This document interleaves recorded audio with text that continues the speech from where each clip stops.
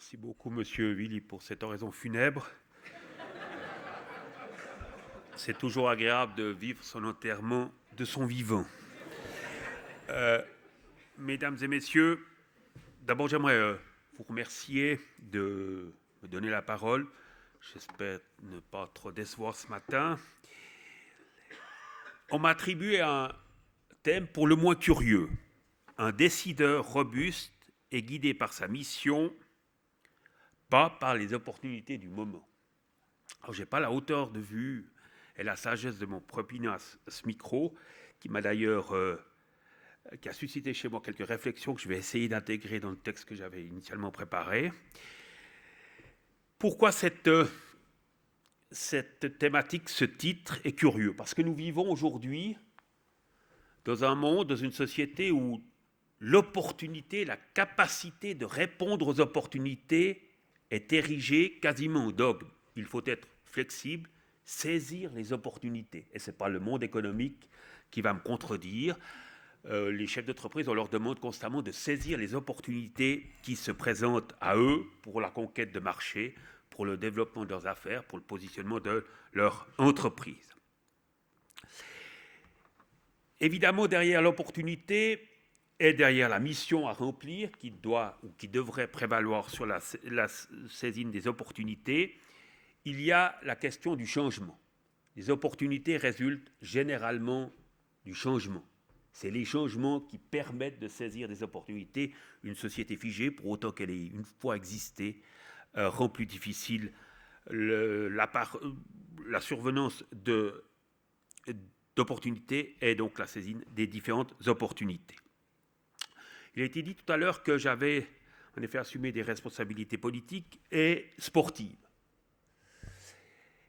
La fonction d'arbitre international ou la fonction de conseiller d'État renferme des similitudes que je vais très brièvement décrire et qui ont un lien avec la thématique qui m'a été priée d'être traitée. D'abord, vous êtes appelé à prendre des décisions rapidement dans un monde qui cherche constamment à vous influencer et de surcroît qui est partisan. Et ce n'est pas le cas de tous les mondes professionnels. Lorsque vous allez chez votre cardiologue, ce que je ne vous souhaite pas forcément, et qu'il vous dit, cher monsieur, il faut poser un stent parce que sinon il va y avoir un petit problème cardiaque, vous ne vous permettez pas d'émettre un avis. Vous dites non, attends, je vais t'expliquer comment il faut soigner ce que j'ai. Aucun patient ne fait cela. Quand vous êtes arbitre de football ou homme politique, tout le monde a un avis sur ce que vous faites. Absolument tout le monde. Tout le monde s'érige en fin connaisseur du monde du football et de ses règles, ou de la politique. Il aurait fallu faire ça, vous auriez dû, il fallait surtout pas, puis demain il faudra faire ça. Ces deux environnements qui sont frappés par cela. L'omniscience des gens face aux décisions que vous devez prendre. Et de surcroît, je l'ai dit, le côté partisan. Sur un terrain de football, le ballon sort de la surface de jeu, les deux équipes la réclament, ou le réclament la balle. On prétend donc que c'est l'autre qui l'a sorti de la surface de jeu. En politique, l'incarnation même du monde partisan, vous avez un problème qui est vu de manière complètement différente si vous êtes à gauche ou à droite de l'échiquier politique. J'en reviens à mon cardiologue. Il n'y a pas de parti dans le diagnostic du problème cardiaque. Quand vous êtes chauffeur de bus, au TL, vous conduisez votre bus, on attend de vous que vous arriviez à peu près sans accident à l'arrêt suivant, mais aucun voyageur ne perçoit de manière partisane la conduite du bus. Dans le monde de l'arbitrage ou dans le monde politique, la vision est complètement différente. Il n'y a, si j'ose dire, quasiment plus d'objectivité. Je reviens maintenant aux conséquences que ça a sur la thématique qu'on me prie de traiter. La saisine des opportunités. Et là aussi, il y a une similitude entre le terrain de football et l'arène politique. Celle de ne pas céder à ce que j'appelle les blondistes de la popularité, c'est-à-dire les douces apparences des vertus de la popularité. Un arbitre de football a un seul capital à faire valoir, c'est la crédibilité qu'il peut imposer, sa crédibilité. S'il décide de satisfaire la tribune principale, le club local ou les médias, il perdra à coup sûr son seul capital, c'est-à-dire la crédibilité. Plus personne ne le respectera, plus personne ne croira en la pertinence des décisions qu'il aura prises. Le monde politique, c'est un peu la même chose. Aujourd'hui, on vit une période où l'apparence prime sur le fond. C'est souvent le cas. Quand on réfléchit un tout petit peu, on constate que chacun, à l'époque d'Internet, à l'époque du tweet, à l'époque de l'immédiateté et du sentiment, chacun se croit, se décrète omniscient pour toutes les questions qui se posent dans le monde. Vous avez une réforme de la Banque centrale d'Australie et vous aurez sur le site public de 20 minutes du matin ou de 24 heures ou d'Arc Info des commentaires d'un gaillard qui habitera Pnel-Jora et qui expliquera en quoi la réforme australienne n'est pas pertinente et ce qu'il aurait fallu faire. C'est complètement stupéfiant. C'est complètement stupéfiant. Chacun se décrète omniscient pour toute question d'actualité.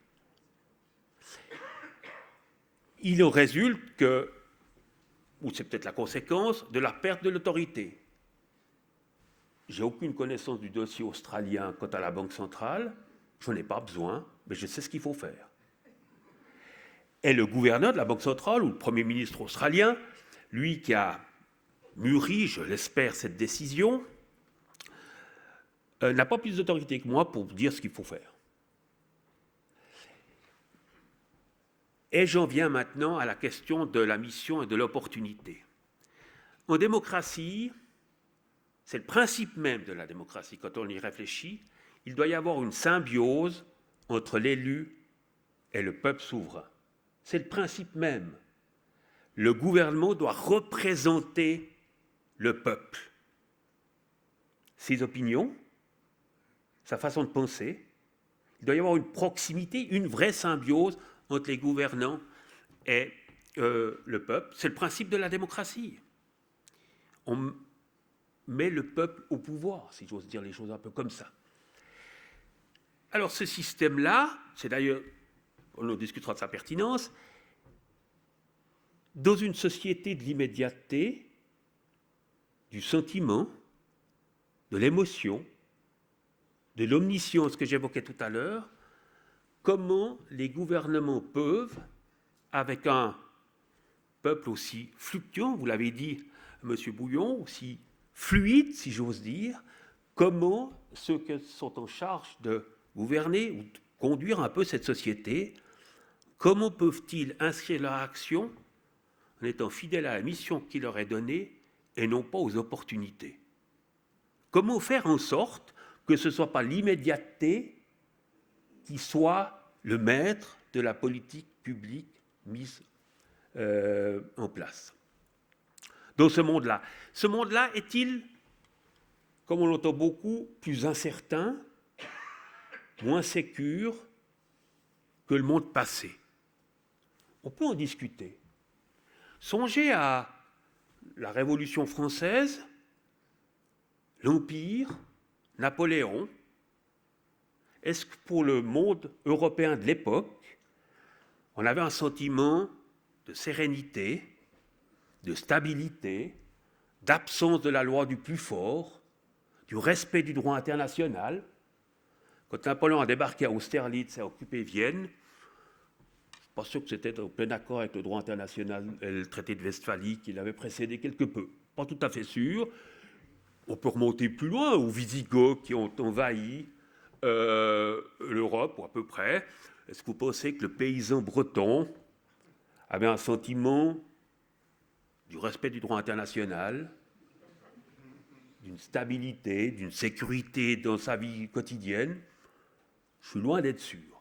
Pour remonter à mon enfance, ou quasiment, et vous allez me dire que tout ça est bien vieux, il y avait la crise de Cuba, des missiles de Cuba, pour ceux qui se souviennent un peu de cela.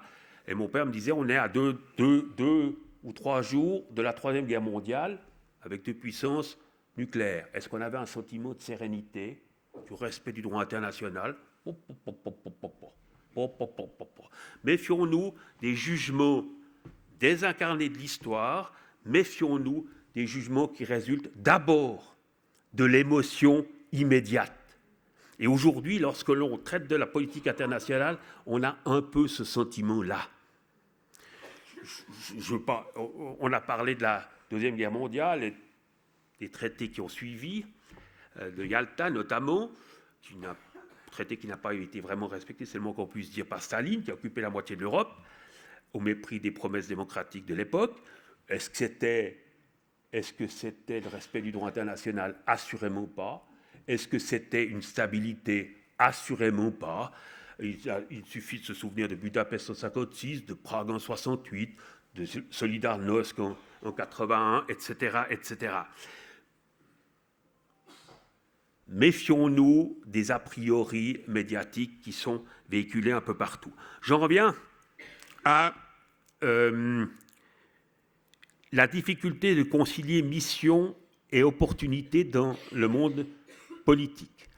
Je vais vous parler brièvement d'un fait historique qui explique précisément le centre du débat dont on m'a prié de parler. Je vais évoquer brièvement l'un des épisodes de l'affaire Dreyfus. Alors, elle est malheureusement plus enseignée dans nos écoles, comme beaucoup d'autres choses d'ailleurs, mais je vais vous en dire 2 mots. Et l'un des événements, pour illustrer mon propos, qui est assez méconnu de l'affaire Dreyfus, je veux parler de ce qu'on a appelé la loi de décessisme. C'est-à-dire qu'en 1899, je ne remonte pas tout à fait au déluge, en 1899, il y a eu de la part de Madame Dreyfus, la veuve enfin pas la veuve, la femme du capitaine, une demande de révision du procès qui avait conduit en 1894 à la condamnation de son mari. L'autorité compétente pour traiter d'une demande de révision était, en France à l'époque, la chambre criminelle. Bref, l'une des chambres de la Cour de cassation. En 1899, le gouvernement, écoutant, si j'ose dire, la population française, farouchement anti-dreyfusarde, a décidé de saisir le Parlement pour modifier le Code de procédure pénale et désormais considérer que ce n'est plus la chambre criminelle, mais la Cour de cassation, toute chambre réunie, qui serait autorité compétente pour traiter des recours en matière de condamnation pénale. Or, la chambre criminelle avait déjà été saisie par le recours de la famille Dreyfus. Autrement dit, au cours d'un procès, l'idée était de changer l'autorité compétente pour traiter la demande. Ce qui, Émile Zola l'a dit à l'époque, est un crime judiciaire. Vous ne changez pas le juge au milieu du procès, si j'ose dire. Vous ne changez pas l'arbitre au milieu de la partie, ni des règles qui régissent le football. Et cela résultait de la volonté du gouvernement de tenir compte du sentiment populaire, croyant en effet que la chambre criminelle serait plutôt favorable à Dreyfus. Et il y a eu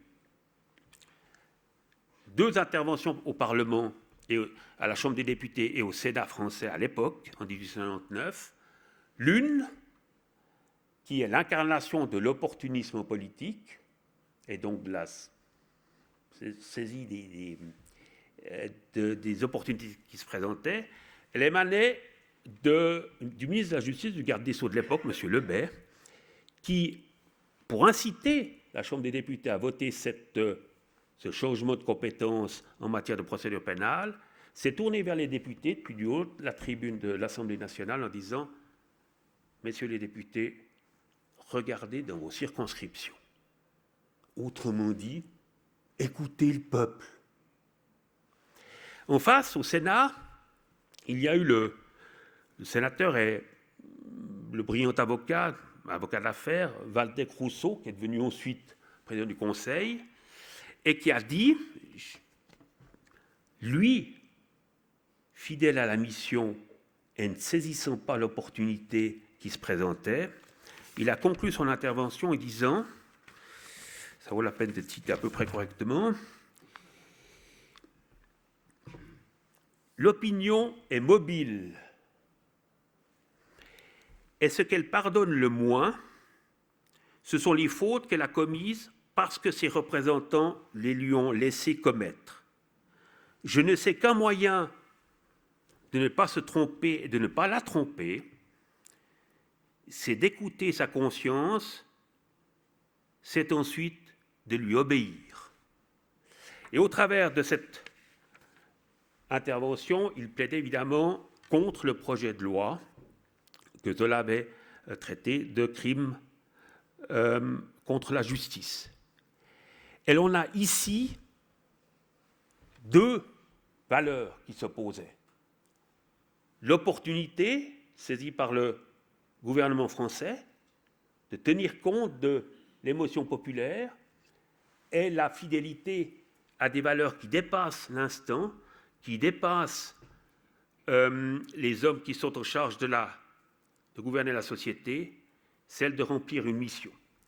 Je terminerai en constatant que le changement du code de procédure pénale auquel le garde des Sceaux Lebet a contribué à faire adopter par les chambres n'a servi strictement à rien, parce que les chambres réunies ont quand même admis la demande de révision déposée par la famille Dreyfus. Et donc, je pense que face aux opportunités, à ce monde qui change, qui évolue, pour un homme politique, pour celles et ceux qui, dans un système démocratique, ont en charge la société, il est possible de concilier mission, fidélité à la mission qui vous est donnée et utilisation d'un certain nombre d'opportunités pour remplir justement cette mission, mais de ne jamais faire prévaloir les opportunités d'un moment sur la mission qui vous est donnée. Je vous remercie.